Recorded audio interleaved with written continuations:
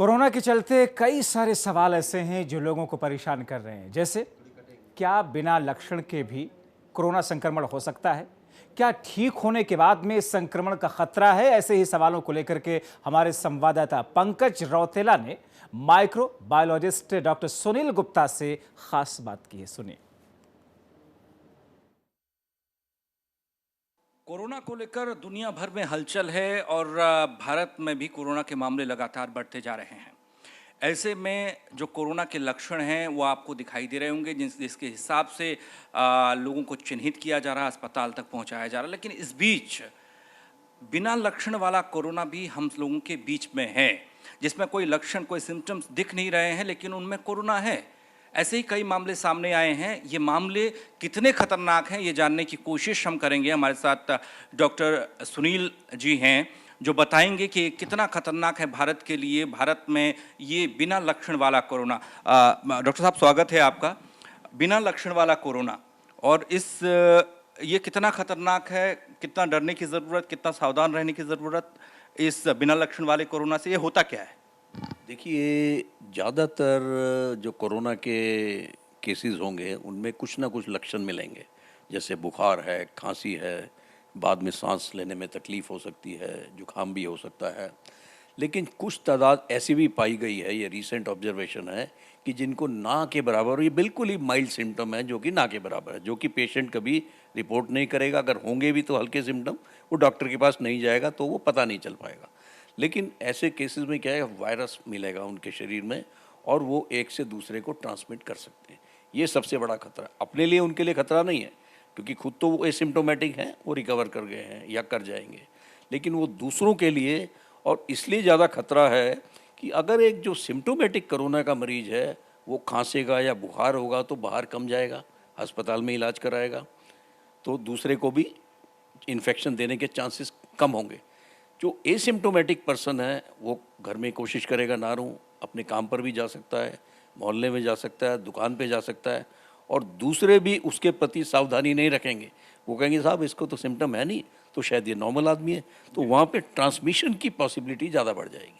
ये खतरा है। नहीं, जैसे लक्षण वाला कोरोना होता है जो हम देखते हैं कि खांसी है, जुकाम है, बुखार है, लेकिन यहाँ तो लक्षण है नहीं, तो आदमी पहचानेगा कैसे? कैसे उसे पता चलेगा कि कोरोना हो रहा है? या अब हम दोनों बैठे हुए हैं, अगर कोई लक्षण नहीं है तो इस बीच अगर बिना लक्षण वाला कोरोना हम लोगों के बीच में है, अंदर है, तो कैसे पता चलेगा?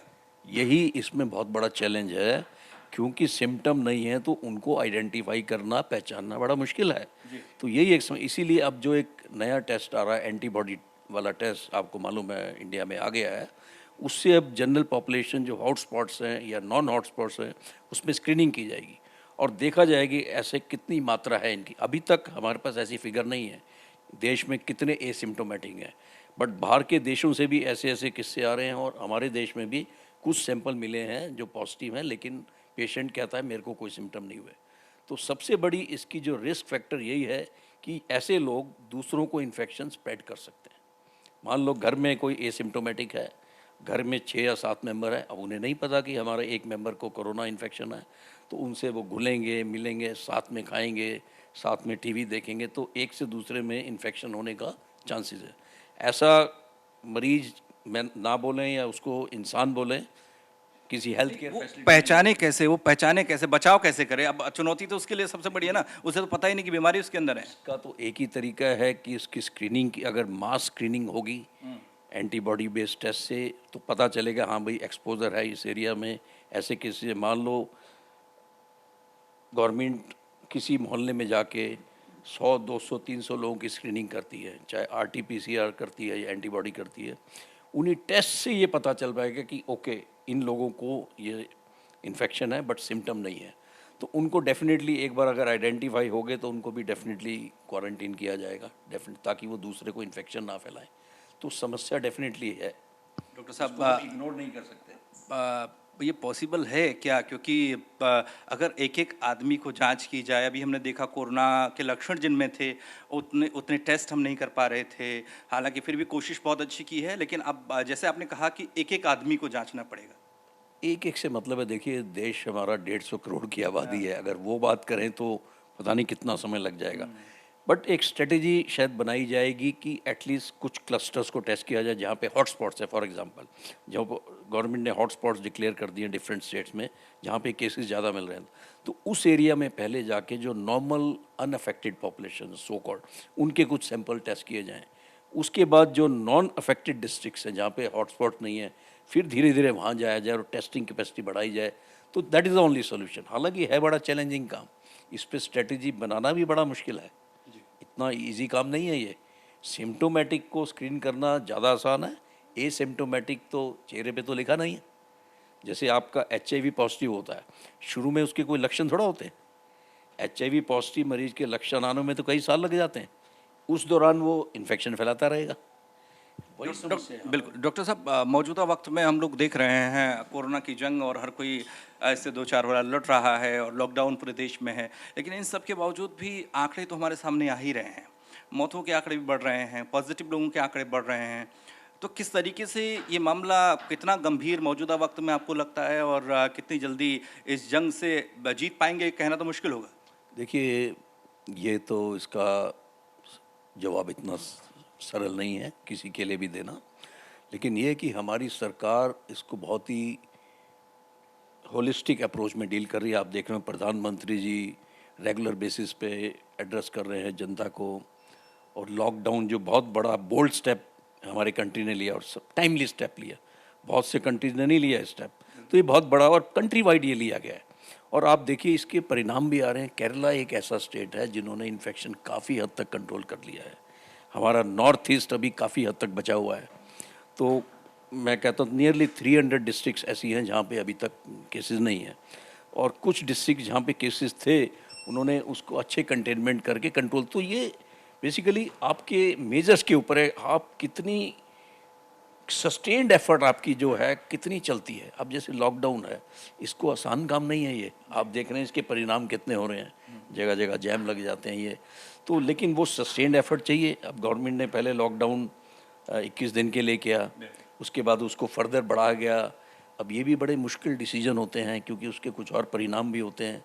तो सबसे बड़ी बात है कि ये सस्टेन्ड एफर्ट रहे, टेस्टिंग की क्वांटिटी बढ़ाते रहे, हमारे हॉस्पिटल्स में मैनेजमेंट बेटर हो, वेंटिलेटर की कैपेसिटी बढ़े, और हो भी रहा है। गवर्नमेंट ने 1 लाख से ज़्यादा हॉस्पिटल्स उस काम के लिए बढ़ा दिए हैं। टेस्टिंग भी धीरे धीरे इंक्रीज़ हो रही है, हालांकि शायद आइडियल ना हो, बट फिर भी काफ़ी इंक्रीज़ हो रही है। और हो सकता है इस दौरान कुछ नए ट्रीटमेंट मोडालिटीज़ आ गई, कुछ ड्रग्स के आपने नाम सुने होंगे। हालांकि आज की डेट में कोई कामयाब ड्रग जिसको हम कहेंगे हाँ भाई ये गोल्डन बुलेट है, इसको ऐसा नहीं है, बट कुछ कुछ ड्रग्स का इस्तेमाल हो रहा है। प्लाज्मा थेरेपी का जैसे आपने सुना है, हो सकता है प्लाज्मा थेरेपी एक मील का पत्थर साबित हो और काफ़ी जैसे जैसे टाइम बीतेगा तो अच्छा मैनेजमेंट बढ़ेगा, मॉर्टेलिटी हमारी कम हो जाएगी और ज़्यादा से ज़्यादा केस का डिटेक्शन होगा। टेस्ट एंड ट्रीट वाली जो पॉलिसी है, डिटेक्ट टेस्ट एंड ट्रीट, वो करना पड़ेगा। लॉकडाउन करना पड़ेगा हमें, सोशल डिस्टेंसिंग को मेंटेन करना पड़ेगा। अब जैसे use of face mask government ने कह दिया कि जनरल पब्लिक, पहले नहीं थी एडवाइजरी, अब उन्होंने कहा है जनरल पब्लिक के लिए भी फेस मास्क का यूज़ करो, घर में आप बना सकते हो। तो ये सब मेजर्स हैं, उसको सस्टेन करना बहुत ज़रूरी है। अगर वो एफर्ट में ब्रेक आ गया तो फिर स्थिति वहीं की वहीं हो जाएगी। बट ये कहना कि कब तक पूरा होगा ये थोड़ा सा सरल। माइक्रो बायोलॉजिस्ट भी हैं आप, और इस तरीके से मैं एक चीज़ जानना चाहूँगा आपसे। मौजूदा वक्त में थेरेपी पर ज़्यादा जोर दिया जा रहा है, उसकी बात भी हो रही है। इस थेरेपी के ज़रिए क्या कोरोना को हराया जा सकता है या कुछ कमज़ोर किया जा सकता है? ये देखिए, अगर आप मोर्टेलिटी बचा दे, अल्टीमेटली क्या है, हमें एसिम्टोमेटिक की परवाह नहीं है। एसिम्टोमेटिक का काम है सिर्फ इन्फेक्शन बढ़ाना, बट फाइनली जो सीरियसनेस किससे आ रही है, मरीज मर रहा है, और कोई भी मौत दुखदाई होती है, किसी के घर का इंसान जाता है, मौत हो जाती है। तो हमें सबसे पहले मोर्टेलिटी को कम करना है, कम से कम लाना है। फॉर्चुनेटली हमारे देश में मोर्टेलिटी 2 से 3% है, जबकि और देशों में जैसे अमेरिका का आप एग्जांपल लीजिए, जिनका हेल्थ सिस्टम हमारे से कहीं बेहतर है, इटली, स्पेन, यूके, जर्मनी, उनके यहाँ 6 से 7% है। तो हमें मोर्टेलिटी को पहले और कम लाना है, इसको मे बी 1% पे ले आएँ, 1% से कम पे ले आएँ, तो उसका इम्पैक्ट थोड़ा कम हो जाएगा। और सेकंड होगा कि फर्दर ट्रांसमिशन रोकना, केसेस ना बढ़े। पहला टारगेट होना चाहिए मोर्टेलिटी को कम करना, सेकंड कि नए केसेस ना आए। अभी तो केसेस आएंगे, वो इसलिए आएंगे टेस्टिंग बढ़ रही है, जैसे जैसे टेस्टिंग बढ़ेगी, और पीछे आपने सुना होगा कि कुछ कॉन्ग्रीगेशंस हुए लोगों के, जिनके भी हुए, उन्होंने एक से दूसरे को फैलाया। अब वो सरकार उस पर कदम उठा रही है कि उनको क्वारंटीन प्रॉपरली किया जाए। वो भी एक बड़ा चैलेंजिंग काम है, इतना आसान काम नहीं है।